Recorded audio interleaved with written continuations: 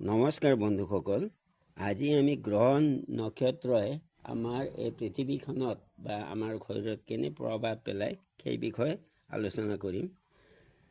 গ্ৰহবিলাক যেনে আকাশত থকা গ্ৰহবিলাকে যেনে সূৰ্যই আমাক পোহৰ বিলায়, ভিটামিন ডি দিয়ে বা বিভিন্ন ৰোগ আদিৰ নাশ কৰে, তেনেকৈ চন্দ্ৰই সাগৰৰ পানী নিয়ন্ত্ৰণ কৰে বা বিভিন্ন তেনেধৰণৰ গ্ৰহ আছে।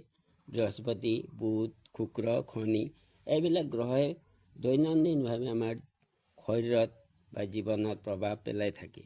আৰু এই গ্ৰহবিলাকক নিউমাৰলজিত নামাকৰণ কৰা হৈছে 1, 2, 3, 4, 5 বুলি 9টা গ্ৰহত ভাগ কৰা হৈছে। 1 বুলি আমি জানো সূৰ্য, 2 বুলি চন্দ্ৰ, 3 বৃহস্পতি, 4 ৰাহু, 5 বুধ, 6 শুক্ৰ, 7 কেতু, 8 শনি আৰু 9 মংগল। এই আটাইকেইটা গ্ৰহবিলাক আমাৰ শৰীৰত বিভিন্ন সময়ত বিভিন্ন ধৰণে প্ৰভাৱ পেলাই থাকে। আৰু সেইকাৰণে আমাৰ যদি এই গ্ৰহবিলাকৰ ইমবেলেঞ্চ হোৱাৰ লগে লগে আমাৰ শৰীৰত বা আমাৰ জীৱনত বিভিন্ন শুভ অশুভ